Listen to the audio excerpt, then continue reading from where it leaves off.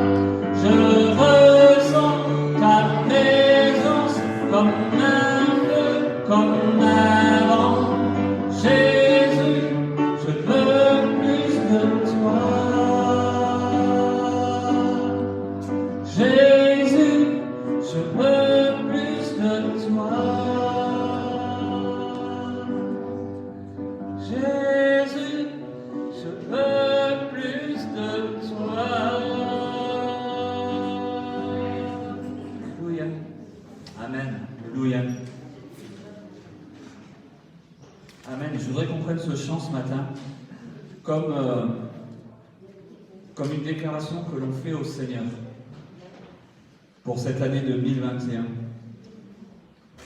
Faire prendre ce chant comme vraiment quelque chose qu'on va proclamer. On va dire au Seigneur ce matin, je suivrai mon Seigneur et mon Maître. Amen. Est-ce que c'est le désir de votre cœur pour cette année, de suivre le Seigneur? Je vivrai de bonheur et de grâce. Amen. Et que rien ne m'arrête. Peut-être qu'il va y avoir des choses dans cette année 2021 qui vont être là, mais que rien ici-bas ne m'arrête. Amen. Alléluia.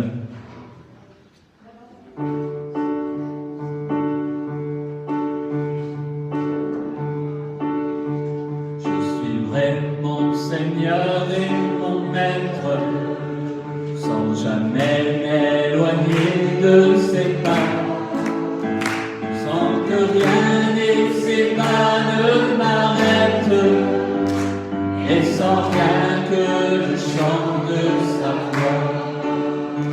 Je vivrai de bonheur et de grâce, de l'amour que son cœur m'a donné, et que rien ni ses pas ne l'efface. C'est le feu de mon âme assoiffée. Un seul instant auprès de toi vaut bien les heures et la route. Tout autant que ce soit toi qui m'accompagne au parti de ta joie.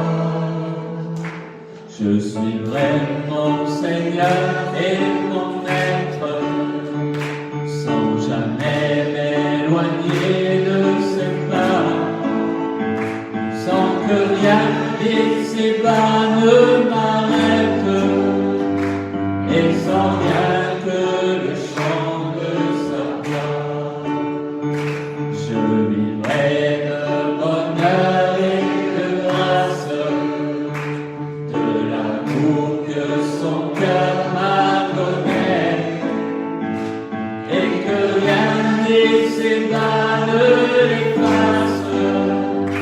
C'est le feu de mon âme assoiffée. Un seul instant auprès de toi vaut bien les heures et la route. Tout pour autant que ce soit toi qui m'accompagne au parti de ta joie. Je suivrai mon Seigneur et mon Maître, sans jamais m'éloigner de ses pas, sans que rien ici-bas ne m'arrête, et sans rien que le chant de sa voix, et sans rien que le chant de sa voix, et sans rien que le chant de sa voix. Alléluia. Seigneur, on veut vraiment te dire que oui, nous voulons vraiment te suivre. En cette année 2021, on veut continuer la marche avec toi. On veut, Seigneur, quoi qu'il arrive, on veut vraiment continuer avec toi, parce que tu es celui qui nous guide. Tu es celui qui a la meilleure voie pour nous. Tu es celui qui a le meilleur chemin pour nous. Tu es le chemin, tu es la vérité, tu es la vie, Seigneur. Et on veut vraiment te dire merci pour cela. Et Seigneur, vraiment que nous puissions prendre ce moment, ce matin, pour te dire oui, je suivrai mon Seigneur, je suivrai mon Maître. Quoi qu'il arrive, quoi qu'il en coûte, eh bien cela vaudra bien plus que toute autre chose que de te suivre, Seigneur, au nom de Jésus. Tu es notre force, tu es notre joie, tu es l'amour incomparable, tu es l'amour intarissable, tu es celui qui nous relève, celui qui nous relèvera dans cette année 2021, à la moindre embûche, tu nous relèveras, Seigneur. Et on veut déjà te dire merci par avance pour cela. On veut vraiment te dire merci parce que tu es notre Dieu, tu es notre force, tu es l'amour intarissable, Seigneur. Dans l'abondance de ta grâce, Seigneur, nous pouvons vivre. Dans l'abondance de ta grâce, nous avons une assurance auprès de toi. Au nom de Jésus. Alléluia. Alléluia, Seigneur.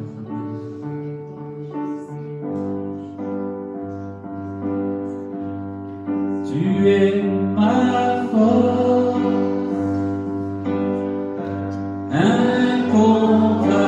incomparable, incomparable. Tu viens à moi.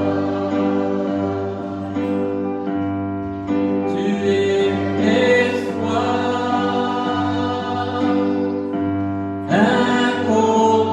incomparable,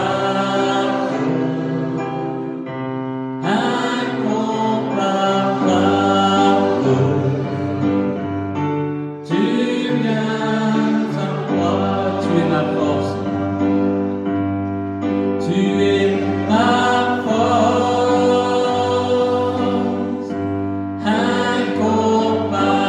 incomparable, incomparable. Tu viens à moi, tu es l'espoir, tu es l'espoir,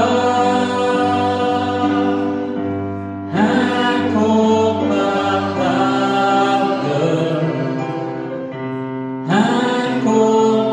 incomparable. Tu viens à moi. Dans l'abondance de ta grâce, par la puissance de ton nom, tu me relèves, tu me relèves, amour divin,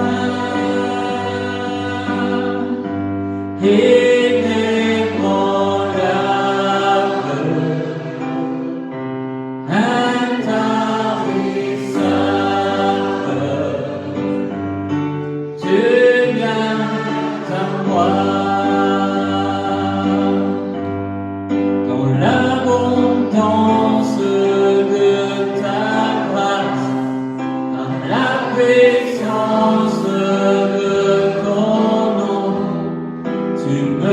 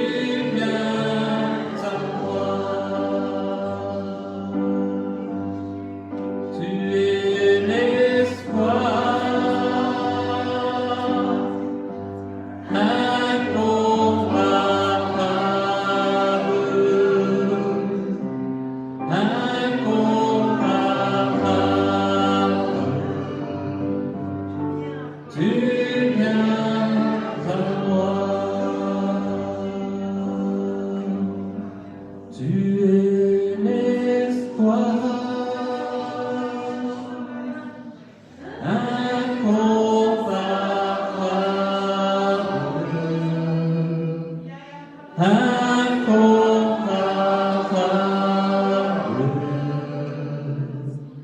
Tu viens à moi dans l'abondance de ta grâce, dans la puissance de ton nom. Tu me relèves, tu me relèves, amour divin, inébranlable,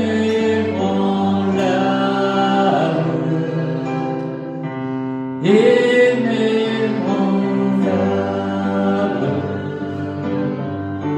Tu viens à moi dans l'abondance de ta grâce, par la puissance de ton nom. Tu me relèves,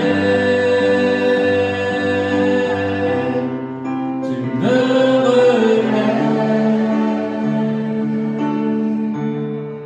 Tu es ma force, incomparable,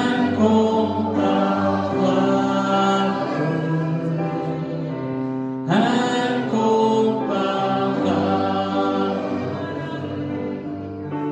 Tu viens à moi. Alléluia.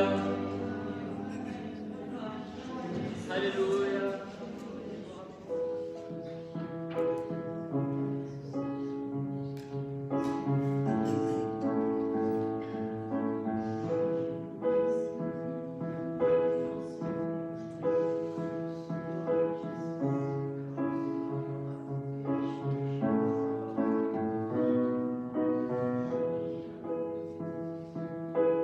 Je te donne mon cœur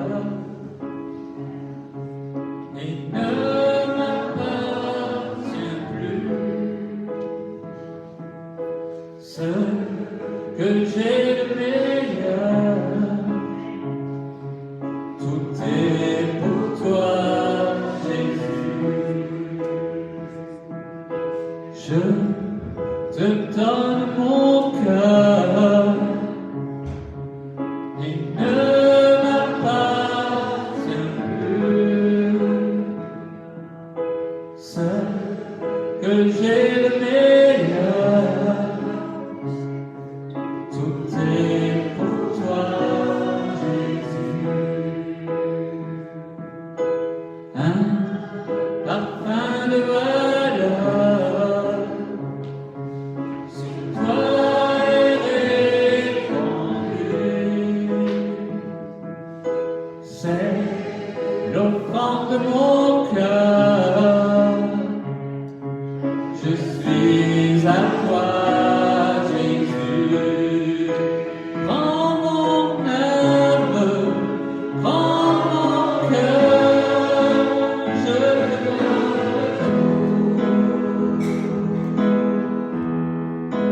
Prends ma vie, me voici, je te donne tout. Mon cœur est à toi, tout à toi.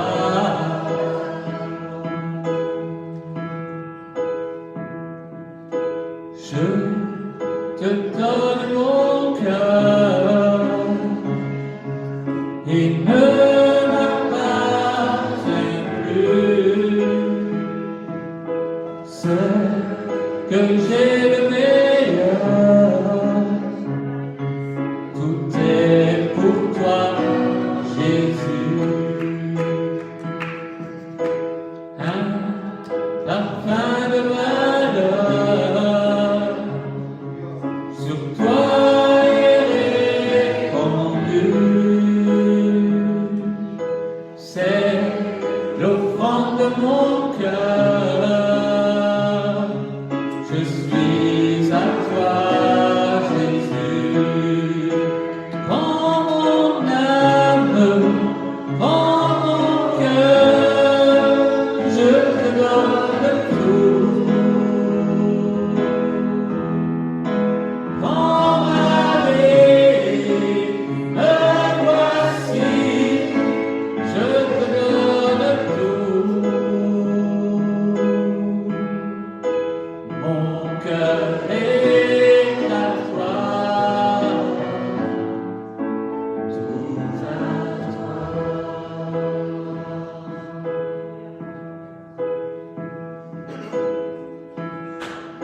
C'est peut-être l'occasion ce matin pour toi, mon frère, ma soeur, de dire au Seigneur, je te donne tout.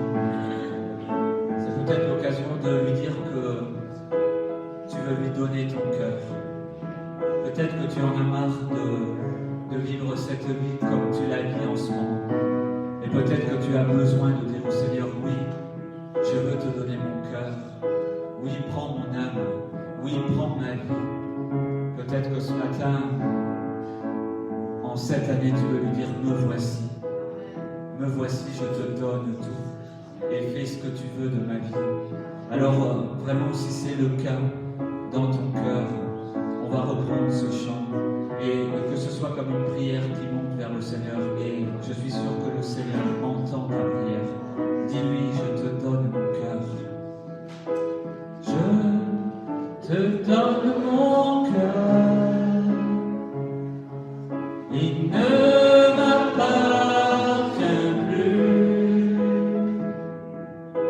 Ce que j'ai de meilleur,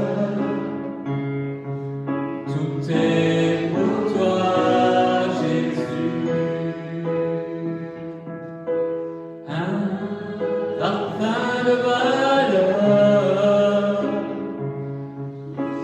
toi est répandu. C'est l'offrande de mon cœur. Je suis à toi, Jésus. Prends mon âme, prends mon cœur, je te donne tout. Prends ma vie, me voici, je te donne tout. Prends mon âme, prends mon cœur, je te donne tout. Prends ma vie, me voici, je te donne tout. Mon cœur est à toi, tout à toi. Mon cœur est à toi,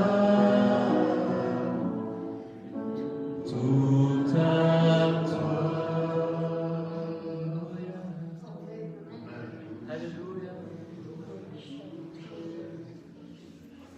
Et oui, amen. Gloire à Dieu. Nous allons arrêter là ces moments et nous permettre d'ouvrir la parole de Dieu afin de pouvoir ce matin encore progresser. Progresser dans les voies du Seigneur, marcher avec le Seigneur de mieux en mieux en réalisant que nous ne sommes pas arrivés, que nous sommes en route afin de rencontrer le Seigneur, de connaître qui est le Seigneur et de mieux comprendre et de mieux apprendre. Et ce matin, j'ai relevé dans plusieurs louanges, et notamment dans le don spirituel, cette parole afin que tu comprennes. Vous avez relevé cette parole afin que tu comprennes. Et ce matin, je voudrais, avec vous, nous allons lire dans Marc au chapitre 4, un passage qui nous parle sur la parabole de la semence qui est jetée là, dans tous les chemins, dans tous les endroits. Et ce matin, je voudrais intituler ce message « voir et apercevoir, entendre et comprendre. Parce que nous pouvons voir, nous pouvons apercevoir, nous pouvons entendre et repartir comme nous sommes venus. Ce n'est pas la volonté de Dieu. La volonté de Dieu la plus profonde, c'est que nous comprenions ce que Dieu veut nous dire et que nous y appliquions notre vie. Parce que sert-il de comprendre ce que Dieu veut nous dire? Que nous nous retournions et que nous allions, comme nous dit l'Évangile, nous traîner dans la boue comme la truie qui a été lavée et qui est retournée à son bon pied. À quoi cela sert-il? À rien. Mais le Seigneur veut que nous comprenions encore sa parole, que nous avancions tous ensemble et que nous voyions ainsi sa gloire. Alors je vous invite à lire ce passage-là qui est devant nous. Jésus se mit de nouveau à enseigner au bord de la mer. Une grande foule s'était assemblée auprès de lui. Il monta et s'assit dans une barque sur la mer. Toute la foule était à terre sur le rivage. Il leur enseigna beaucoup de choses en paraboles et il leur dit dans son enseignement: écoutez, c'est-à-dire ouvrez les oreilles, écoutez. Un semeur sortit pour semer. Comme il semait, une partie de la semence tomba le long du chemin. Les oiseaux vinrent et la mangèrent. Une autre partie tomba dans un endroit pierreux, où elle n'avait pas beaucoup de terre. Elle leva aussitôt, parce qu'elle ne trouva pas un sol profond. Mais quand le soleil parut, elle fut brûlée et sécha, faute de racines. Une autre partie tomba parmi les épines montèrent et l'étouffèrent, elle ne donna point de fruits. Une autre partie tomba dans la bonne terre. Elle donna du fruit qui montait et croissait, et elle rapporta 30, 60 et 100 pour un. Puis il dit que celui qui a des oreilles pour entendre, entende. Lorsqu'il fut en particulier, ceux qui l'entouraient, avec les 12, l'interrogèrent sur les paraboles. Il leur dit: c'est à vous qu'a été donné le mystère du royaume de Dieu. Mais pour ceux qui sont dehors, tout se passe en parabole. Afin qu'en voyant, ils voient et n'aperçoivent point, qu'en entendant, ils entendent et ne comprennent point, de peur qu'ils ne se convertissent et que les péchés ne leur soient pardonnés.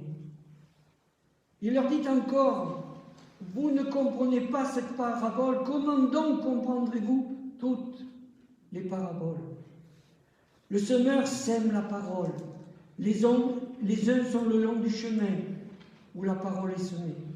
Quand ils l'ont entendu, aussitôt Satan vient et enlève la parole qui a été semée en eux. Les autres, pareillement, reçoivent la semence dans les endroits pierreux.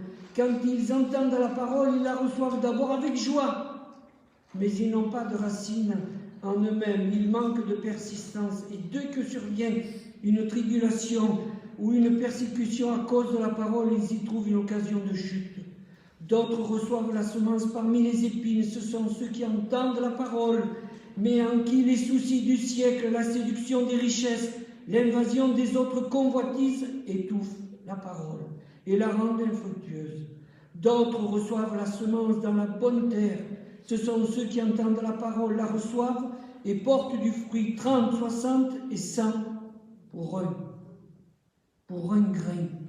30, 60 et 100. Et c'est le désir de Dieu, c'est que nous portions du fruit pour lui, pour son œuvre, pour notre marche avec lui, pour une marche non pas de vaincu, mais une marche de vainqueur en Jésus-Christ. Non pas des vainqueurs dominateurs, comme nous avons eu l'occasion de le voir pendant des siècles sur cette terre et dont nous le voyons encore aujourd'hui. Beaucoup s'insinuent être des vainqueurs, donner des voix, donner des leçons, mais au fond d'eux, ce sont des loups. Ce sont des loups ravisseurs. Dieu veut que nous soyons des vainqueurs sur le péché, sur l'erreur, sur les choses qui ne glorifient pas Dieu, que nous soyons de véritables vainqueurs pour un grain qui a été semé, qui est la parole de Dieu. Le Seigneur a parlé aux foules qui venaient là devant lui en parabole. Une parabole, c'est une comparaison. Et selon le dictionnaire, le mot parabole signifie comparaison développée dans un récit conventionnel dont les éléments sont empruntés à la vie quotidienne et comportent un enseignement religieux ou moral. Religieux ou moral, un enseignement. Mais en privé, il expliquait tout à ses disciples. Et ce matin, je voudrais vous dire que Jésus a bien des choses à nous expliquer. Encore. Après 40 ans de conversion, je pourrais dire au Seigneur, oh, j'en sais des choses, j'en connais des choses. Et le Seigneur pourrait me dire, tu ne sais pas que tu es pauvre, aveugle et nu. Nous devons avoir de l'humilité devant le Dieu de toute la terre.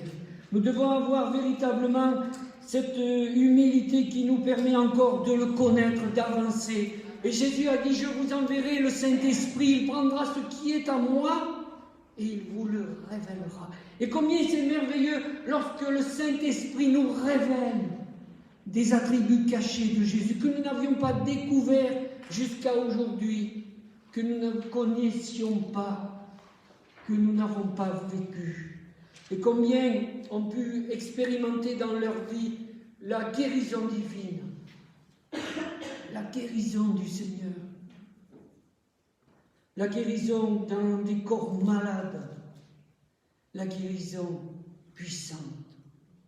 Combien le Seigneur veut nous diriger encore à le rencontrer, à le connaître ce qu'il est. Mais pourquoi parle-t-il en parabole? Parce que de tous ceux qui venaient vers lui, beaucoup venaient par jalousie, pour saisir quelques paroles de travers dans sa bouche et pouvoir l'accuser devant les hommes religieux et ainsi se saisir de lui ou le faire mettre en prison pour le faire taire ou le trucider, le tuer. Parce que la conscience en ce temps-là des foules qui écoutaient le Seigneur, elle était travaillée. Elle était travaillée. Et quand il parle là de cette parabole du semeur, souvent les gens qui vivaient des vies voluptueuses, loin de Dieu, dans ce qu'ils voulaient, se sentaient touchés au fond d'eux. En entendant cette parole, se sentaient touchés. Mais Jésus ne nous annonce pas des choses pour nous détruire, pour nous diviser, pour nous écraser, pour nous mettre plus bas que la terre. Jésus nous parle pour nous relever. Jésus nous parle afin que nous réalisions dans quel état nous sommes et que nous levions la tête vers lui et qu'avec une certaine humilité nous puissions lui demander du secours et véritablement dans notre vie sa révélation de lui-même.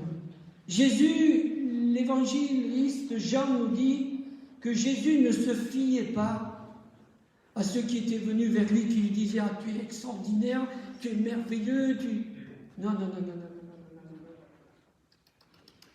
Jean dit cette parole, il ne se fiait point à eux, car il savait lui-même ce qui était dans l'homme.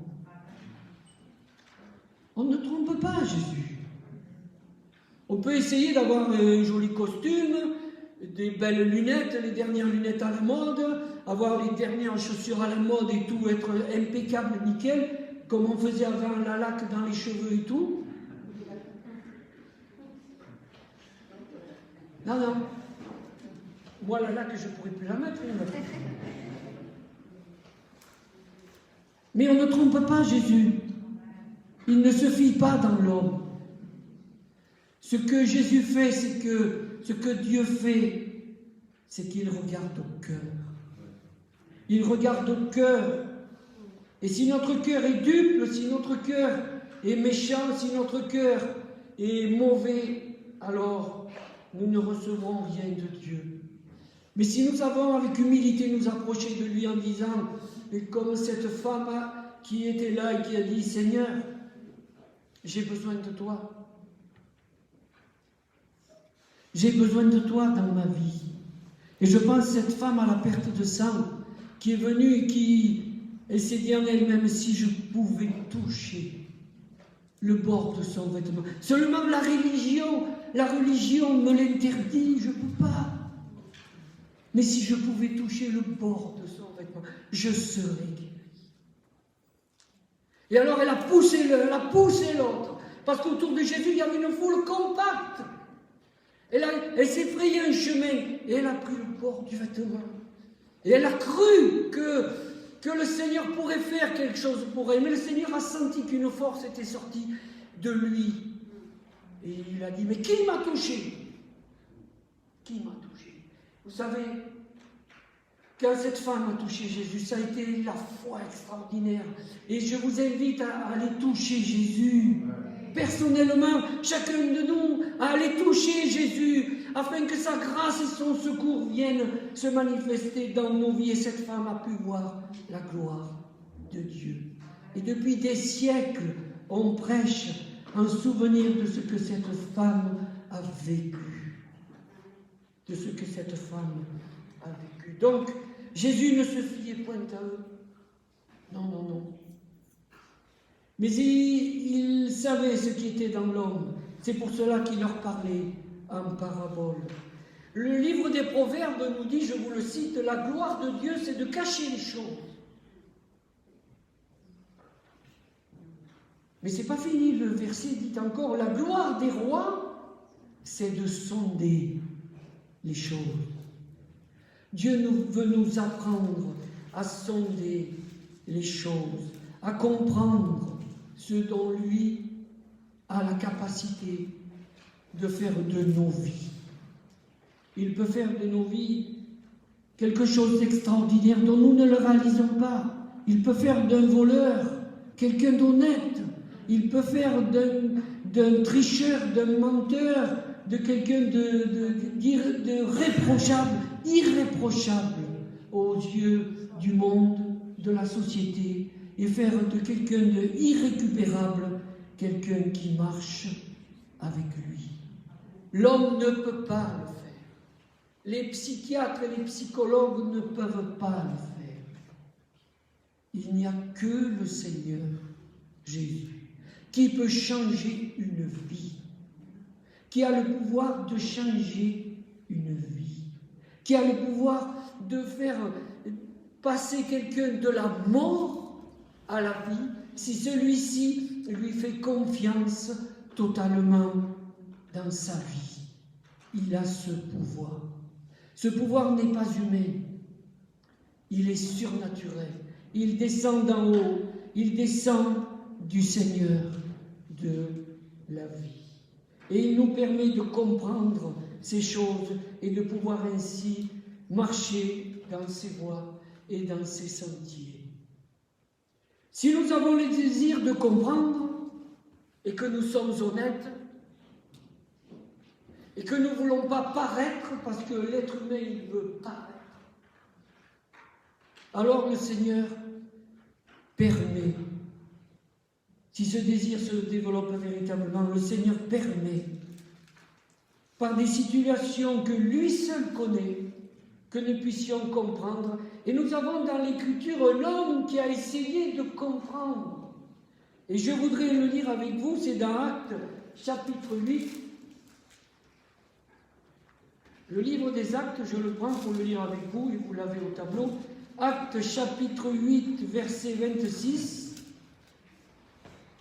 Un ange du Seigneur, s'adressant à Philippe, l'évangéliste, lui dit, « Lève-toi, va du côté du midi, sur le chemin qui descend de Jérusalem à Gaza, celui qui est désert. » Il aurait pu dire, « Écoute, Seigneur, aujourd'hui, j'ai ma série préférée à regarder à la télé. Donc, tu me laisses tranquille. » C'est pas ce que nous dit l'Écriture. L'Écriture nous dit, il se leva et partit. Il ne savait pas où il allait, mais il a obéi au Seigneur, à cet ange qui venait de la part de Dieu. Et voici un eunuque éthiopien, ministre de Candace, reine d'Éthiopie et surintendant de tous ses trésors, venu à Jérusalem pour adorer, s'en retourner assis sur son char et lisait le prophète Ésaïe. L'Esprit dit à Philippe, avance, approche-toi de ce char. Philippe accourut et entendit l'Éthiopien qui lisait à voix haute le prophète Ésaïe. Il lui dit, comprends-tu ce que tu lis?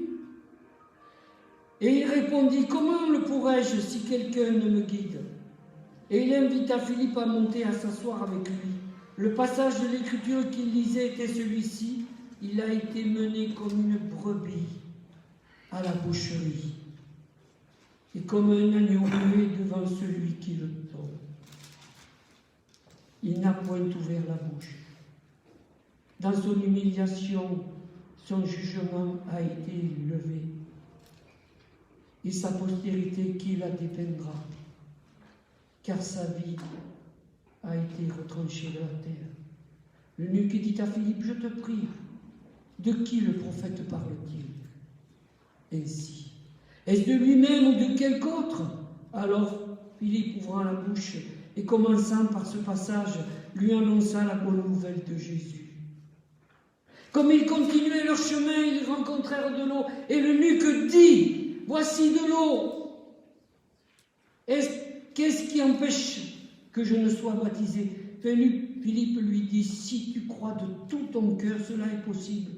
L'eunuque répondit, je crois que Jésus-Christ est le Fils de Dieu. Il fit arrêter le char. Philippe et l'eunuque descendirent tous deux dans l'eau, et Philippe baptisa l'eunuque. Amen. C'est une leçon, ça, de foi. C'est une leçon d'un homme qui a posé la question. Je ne comprends pas. Si quelqu'un ne me l'explique, je ne comprends pas. Je ne sais pas. Mais Philippe, qui avait été envoyé par l'ange pour une œuvre très précise, alors il va expliquer à l'eunuque éthiopien ce que veut dire ce passage. Et par-delà même, il va parler de la parole de Dieu, de celui que Dieu avait annoncé depuis des siècles, et qui était venu et qui était là, et que celui qui se ferait baptiser en son nom, il serait sauvé.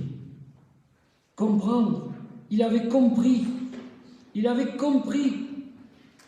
Et frères et sœurs, ce que l'apôtre Paul avait compris et qu'il voulait communiquer, qu'il a communiqué par écrit à Timothée, il lui avait dit, écoute, applique-toi à la lecture.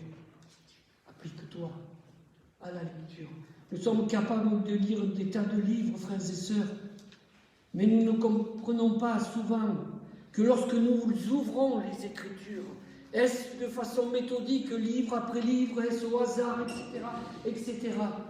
Au moment où nous ouvrons les Écritures et que nous plongeons nos regards, l'Esprit de Dieu fait un travail en nous. Un travail profond, un travail véritable.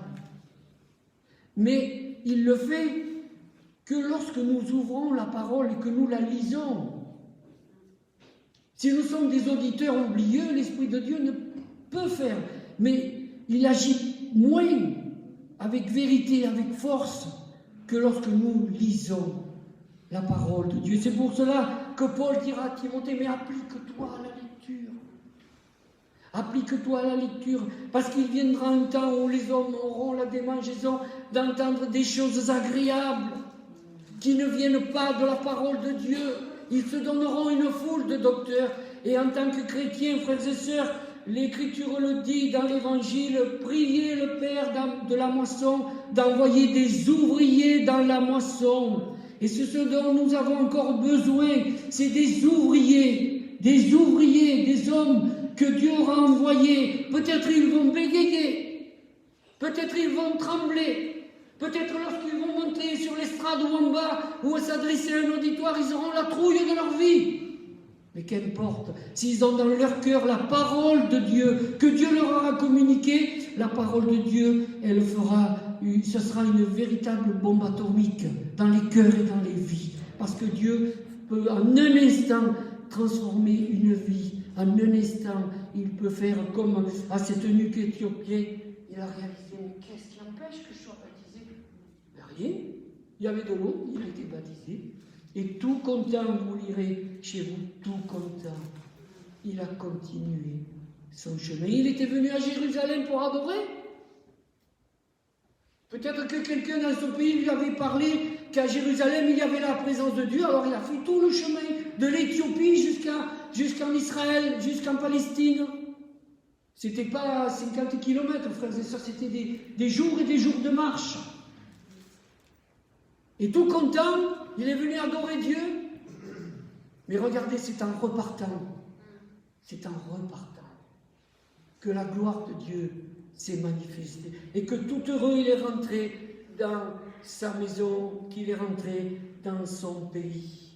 Donc, Paul a dit à Timothée, applique-toi à la lecture. Dans le livre des Colossiens, il est dit, prenez garde que personne ne fasse de vous sa proie. Et comment prendre garde? Nous pouvons dire, moi je suis fort, j'ai 40 ans d'ancienneté dans les choses de Dieu, mais pas du tout. Nous pouvons prendre garde que si nous connaissons la parole de Dieu. Je vous rappellerai, quand le diable est venu tenter Jésus dans le désert, qu'est-ce qu'il a fait? Il a dit, je suis le Fils de Dieu. Qu'est-ce que tu viens me dire là? Non. Il s'est servi de l'Écriture. Il s'est servi, il a répondu par des versets de la parole de Dieu. C'est pour cela qu'il est important de la mémoriser. Il est important de la lire, de la garder au fond de son cœur, de garder l'Écriture comme elle est écrite, mais de la garder telle que Dieu l'a voulu pour nous. Et prenez garde que personne ne vous ravisse à son gré le prix de la course. Et il y a d'autres passages aussi qui nous disent que, dans l'Écriture, que par la philosophie, par des choses extraordinaires, on va vous détourner de la simplicité de l'Évangile. Et il y a surtout ce passage que Paul dit, « Car moi-même, quand un ange du Seigneur viendrait vous annoncer un autre évangile, qu'il soit maudit. » Qu'il soit anathème, ça veut dire maudit. Donc Paul avait conscience qu'il venait de prêcher la véritable évangile du Seigneur, que lui-même, chemin faisant, il pouvait se détourner du Seigneur, mais il dit à son auditoire, surtout, ne changez pas d'évangile. Ne changez pas d'évangile que vous avez reçu, que le Seigneur a communiqué et par lequel il a envoyé ses apôtres, afin que l'évangile soit annoncé par toute la terre. Le Seigneur désire que nous comprenions les choses qui sont là, qui ont été écrites pour nous servir d'exemple. Et l'apôtre, je l'ai dit, je le redis, il a dit que dans les derniers jours, quelques-uns abandonneront la foi pour s'attacher à des esprits séducteurs, à des doctrines de démons qui n'ont rien à voir avec ce que dit la parole de Dieu. Nous devons rester dans la parole de Dieu, nous devons rester sur le terrain de la parole de Dieu, afin que notre vie soit assurée, que notre vie soit protégée par le Seigneur. Et quoi qu'il nous arrive, frères et sœurs, nous pouvons connaître des temps difficiles, mais l'Écriture nous a parlé là-dessus. Soit que nous vivions, soit que nous mourions, nous sommes au Seigneur. Donc nous sommes au Seigneur, nous devons rester attachés au Seigneur et à marcher dans ses voies, dans sa parole, à marcher comme lui désire que nous marchions, à voir dans notre vie la gloire du Seigneur. Le Seigneur, il se sert, le Saint-Esprit se sert de la parole que nous avons mémorisée, que nous avons lue, pour venir, lorsque nous fléchissons, lorsque notre foi faiblit, pour venir nous fortifier. Jésus l'a dit, le Saint-Esprit c'est un aide, c'est un ami, c'est un soutien, c'est votre avocat. Il a des attributs extraordinaires qui sont pour l'Église et pour chacun de nous en particulier.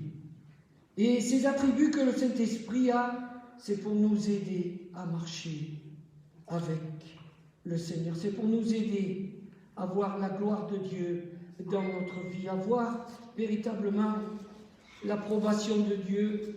Et c'est ainsi que lorsque le jour où le Seigneur reviendra, alors nous pourrons véritablement être confiants et relever la tête et relever de tout notre cœur nos vies, ainsi pouvoir nous tourner vers le Seigneur. Parce que des temps mauvais arrivent, ce n'est pas là-dessus où je voudrais venir, mais je voudrais vous dire que le Saint-Esprit va tout faire si nous sommes honnêtes avec Dieu, avec Jésus. Le Saint-Esprit va faire tout ce qu'il pourra pour nous garder dans le droit et dans le véritable chemin. Que le Seigneur soit béni. Pour terminer, je voudrais vous lire dans les Éphésiens, au chapitre 3 et au verset 14, du verset 14 à 21, ce que dit l'apôtre.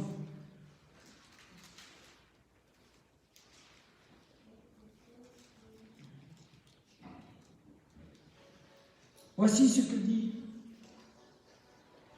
À cause de cela, je fléchis les genoux devant le Père, c'est Paul qui parle, duquel tirent son nom toutes les familles dans les cieux et sur la terre, afin qu'il vous donne, selon la richesse de sa gloire, d'être puissamment fortifié par son esprit, dans l'homme intérieur,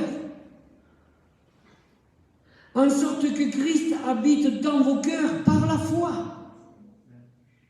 afin qu'étant enraciné et fondé dans l'amour, vous puissiez comprendre avec tous les saints quelle est la largeur, la longueur, la profondeur, la hauteur, et connaître l'amour de Christ, qui surpasse toute connaissance, en sorte que vous soyez remplis jusqu'à toute la plénitude de Dieu. Or, à celui qui peut faire, par la puissance qui agit en nous, infiniment au-delà de tout ce que nous demandons ou pensons, à lui soit la gloire dans l'Église et en Jésus-Christ, dans toutes les générations, au siècle des siècles. Amen. Et nous pouvons dire Amen, parce que c'est lui qui fait tout. Il veut que nous comprenions, afin que vous puissiez comprendre avec tous les saints quelle est la largeur, quelle est la longueur, quelle est la profondeur et la hauteur de la connaissance des choses de Dieu, et connaître l'amour de Christ. L'amour de Christ. Et cet amour, nous devons veiller à ce qu'il ne s'éloigne pas de nous, à ce qu'il reste en nous, à ce qu'il reste dans nos cœurs. Parce que chacun de nous, lorsque nous venons à l'Église, nous sommes des pierres vivantes, et comme des pierres vivantes, nous venons dans le corps de Christ. Nous devons veiller, frères et sœurs, à ne pas faire éclater dans l'Église nos pensées, nos idées, mais que ce soit Christ. Parce que Christ, c'est la tête. Christ, c'est le chef. Christ, c'est la direction. Et Christ, il est celui qui dirige son peuple dans le chemin qu'il doit prendre et qu'il doit suivre. Ce que je vous exhorterai, c'est à marcher d'une manière digne. Ici, dans votre maison, sur votre lieu de travail, dans le monde, d'une manière digne. Parce que l'Écriture nous dit que nous sommes une lettre lue et vue de Jésus-Christ. C'est important de comprendre quelle est la volonté du Seigneur, comprendre la parole de Dieu, comprendre et ne pas détourner pour notre plaisir ou pour être vu la parole de Dieu, mais à laisser cette parole vivante pénétrer nos cœurs, transformer et faire l'œuvre que le Seigneur veut faire en nous. Une œuvre de régénération, une œuvre extraordinaire, une œuvre que seul a le pouvoir de faire la parole. Le voulez-vous? Je peux refuser, je peux entendre la parole, bon. Mais si je le veux, alors, si je le veux, si je veux comprendre ce que Dieu dit du début à la fin de la parole, alors je ne peux que plonger mes regards. Vous savez, les paraboles, j'ai oublié de vous le dire, dans l'Ancien Testament, il y en a 7. Dans les évangiles, il y en a environ 60. Et dans toute la Bible, il y en a 200. Et ces paraboles, elles sont là pour parler au fond de nos cœurs, au fond de nos vies, et pour nous faire comprendre, véritablement, entendre, parce qu'entendre, tout le monde peut entendre, mais comprendre que tu es pauvre, aveugle et nu. Je te conseille d'acheter de moi des vêtements, de l'or éprouvé par le feu, et qu'ainsi, en recevant le témoignage de Dieu que nous lui sommes agréables, ainsi nous marchons de nouveauté de vie en nouveauté de vie. Que Dieu vous bénisse, que Dieu nous bénisse tous ensemble et qu'il nous fasse avancer dans ses voies. Amen. Merci ce matin, Seigneur, de ta parole qui a pu être ouverte dans la liberté. Seigneur, toi tu sais ce que tu peux communiquer au cœur et aux vies, Seigneur, et tu veux communiquer ta vie et la vie.